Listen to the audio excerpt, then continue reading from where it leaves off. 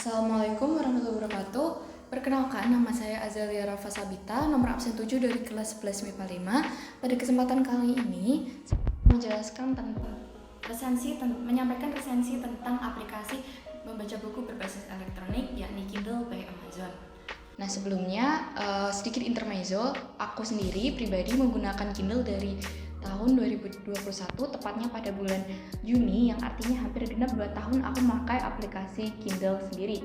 Dan sebelumnya Kindle itu ada 2 macam. Yang pertama merupakan perangkat keras Kindle, bentukannya seperti tablet, khusus untuk membaca buku dari Kindle, aplikasi Kindle ini. Dan yang satu lagi merupakan aplikasi Kindle. Dan yang akan aku bahas ini adalah aplikasi Kindle.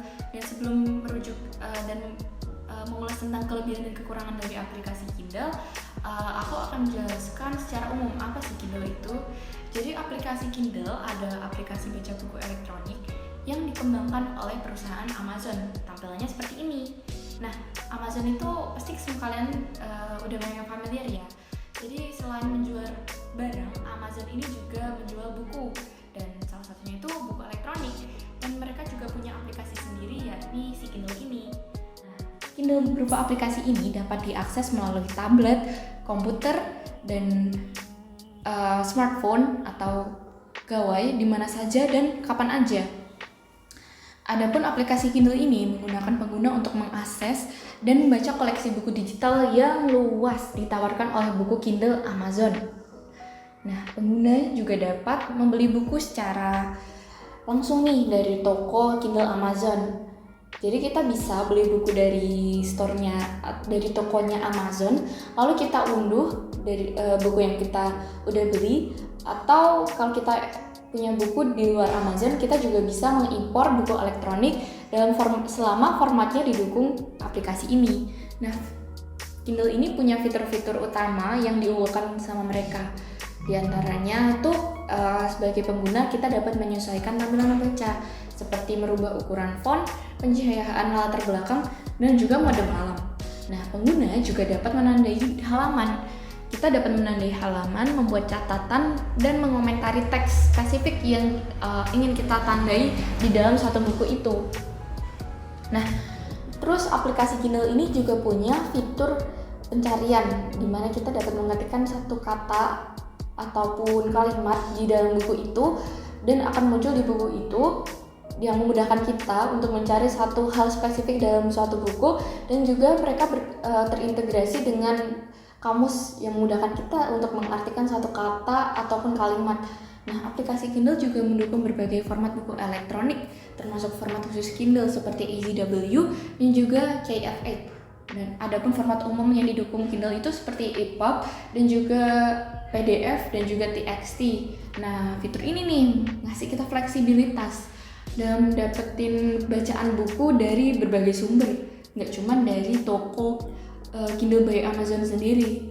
Nah, secara keseluruhan aplikasi Kindle ini ngasih kita sebagai pembaca pengalaman baca yang nyaman, beragam, dan juga gampang diakses, bukan baik dari perangkat seluler kayak handphone, tablet, ataupun komputer. Namun meskipun dibalik fiturnya yang banyak ini, di Indonesia sendiri Kindle belum sepopuler buku konvensional ya. Mungkin karena salah satu alasannya itu Kindle belum punya banyak buku berbahasa Indonesia. Adapun kelebihan atau keunggulan dan juga kekurangan lain dari aplikasi Kindle akan aku jabarkan setelah ini. Nah, aplikasi Kindle telah menjadi pilihan utama nih bagi para pecinta buku elektronik, salah satunya aku sendiri. Nah, beberapa alasan kenapa aplikasi ini tuh dianggap sebagai aplikasi terbaik bagi sebagian pembaca buku elektronik itu diantaranya. Yang pertama, karena koleksi bukunya itu luas. Jadi Kindle itu menawarkan akses bagi kita ke koleksi buku yang sangat besar di Kindle, di toko Amazon sendiri, mencakup berbagai genre dan penulis terkenal. Nah, sebagai pengguna kita dapat dengan mudah menemukan buku-buku terbaru, klasik, dan yang paling seru nih karena ada penawaran diskon dari aplikasinya langsung. Kadang tuh ada yang namanya Kindle Deals di dalam aplikasi Kindle ini, dimana ada beberapa buku yang dapat dengan gratis kita akses dimanapun, kapanpun, secara gratis, dan dapat kita unduh juga. Terus yang kedua itu tentunya penyesuaian tampilan yang fleksibel. Nah, aplikasi Kindle itu memungkinkan pengguna untuk mengatur tampilan buku sesuai dengan preferensi mereka nih. Aku tunjukin ya. Jadi kita dapat mengubah ukuran font di sini di displaynya ini. Lalu kita juga dapat mengubah cara membaca kita baik dari landscape maupun portrait. Nah, kita juga bisa memberi highlight seperti ini dan juga memberi tanda dan mengomentari mau kita kasih komentar apa di teks tertentu agar sesuai dengan preferensi pribadi kita. Jadi fitur baca yang menyenangkan ini loh yang membuat pengalaman kita sebagai pengguna itu jadi lebih nyaman. Selain itu ada juga kita bisa dan melalui fitur highlight tadi kita bisa memberi kutipan pada buku-buku tertentu. Ada juga fitur bookmark yang memungkinkan kita untuk menandai halaman tertentu sesuai yang kita inginkan. Jadi nggak kalah dengan seperti saat kita membaca buku konvensional tanpa perlu kita menulis menggunakan ballpoint karena kita bisa mengubah tulisannya kapan aja, kapanpun, di mana aja. Ada juga fitur yang ditawarkan oleh Kindle itu merupakan sinkronisasi otomatis yang terintegrasi dengan mudah, yang memungkinkan kita menyinkronkan semua buku dan kemajuan membaca kita sebagai pengguna di berbagai perangkat yang berbeda. Jadi semisal aku punya aplikasi Kindle di tablet dan juga di handphone, aku nggak perlu susah-susah untuk mencari. Tadi aku terakhir baca sampai mana karena salah satu fitur di Kindle ini dapat langsung terintegrasi dan tersinkronisasi antara satu perangkat dengan perangkat yang lain. Nah, fungsi tambahan dari Kindle itu kita juga bisa berlangganan majalah dan surat kabar favorit. Jadi selain kita bisa membaca buku di Kindle itu, kita juga bisa baca koran, kita baca komik. Selain itu, fitur barunya di Kindle kita juga bisa baca buku yang mendengarkan buku berbasis audio. Nah, dibalik kelebihan yang udah aku jabarkan ini, tentunya masih banyak kekurangan yang dimiliki oleh aplikasi Kindle. Apa aja sih? Seperti yang udah aku jelasin sebelumnya, tentunya tetap ada dong beberapa kekurangan dari aplikasi Kindle. Nah, berikut ini ada beberapa aspek yang bisa menjadi kekurangan dari aplikasi Kindle. Yang pertama itu belum adanya fungsi sosial. Nah, selain Kindle kan sudah banyak aplikasi pembaca buku berbasis elektronik.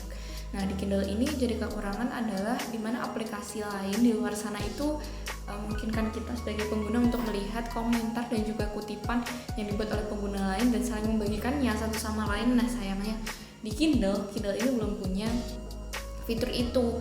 Nah, hal ini bagi sebagian orang mengurangi rasa komunitas dan interaksi antar pengguna yang mungkin bagi sebagian orang di luar sana itu diinginkan. Terus yang kedua, adanya batasan dalam membaca format yang berbeda. Emang sih Kindle ini dianggap sebagai aplikasi yang kuat untuk membaca buku elektronik, tapi sayangnya nggak semua format e-book didukung oleh Kindle.